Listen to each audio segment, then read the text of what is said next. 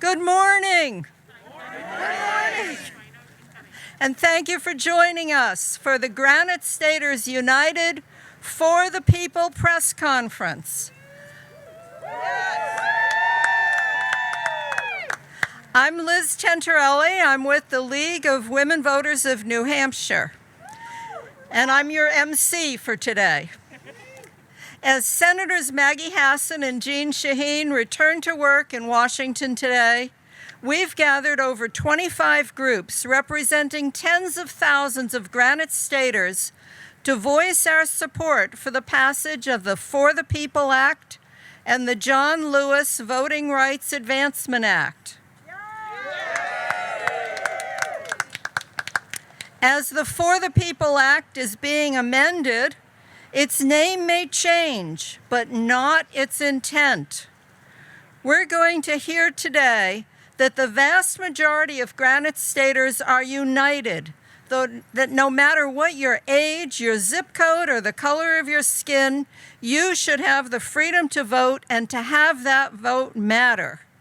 And you should have a government that is free from special interest influence and dark money. It's the working people of New Hampshire and our country who often feel the brunt of that special interest influence and the attacks on our voting freedoms. Women's right to vote was enshrined into law by the 19th Amendment 101 years ago. 50 years ago, the voting age was lowered to include 18 to 20-year-olds. Yet here we are, facing state lawmakers in New Hampshire and across the country trying to erect barriers to voting. Right now in the New Hampshire House Election Law Committee, there are bills designed to keep domiciled college students from voting and to keep any Granite Stater from registering on the day of the election. The For the People Act and the John Lewis Voting Rights Advancement Act will work together to set nationwide standards for elections and protect voters in all states from efforts to take away that freedom. Let's remember that religious leaders like Reverend Martin Luther King and John Lewis raising their voices and putting their lives on the line, that without those efforts, the 1965 Voting Rights Act might never have happened. Here in New Hampshire, the American Friends Service Committee is still working to protect those rights. Thank you, Grace. It's wonderful to hear that New Hampshire faith leaders of all denominations are standing up for the For the People Act. Coretta Scott King said, "The failure to invest in youth reflects a lack of compassion and a colossal failure of common sense." It seems that would apply to our climate crisis.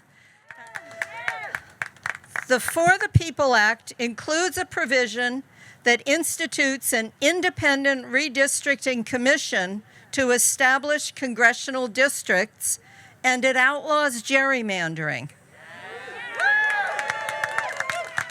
Fair maps mean that voters can elect their representatives who share their concerns.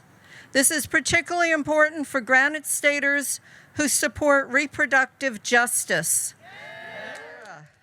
My organization, the Nonpartisan League of Women Voters, has been fighting for over 100 years for all women to have a voice in making the laws that govern us. The For the People Act and the John Lewis Voting Rights Advancement Act will get us closer to that goal. So this ends our speaking program, but we invite members of the press to talk one-on-one with our speakers or the representatives of these groups, any of our supporting groups. We thank you all for coming. I sure thank this beautiful display behind me. Yet let's go for Vote For the People Act.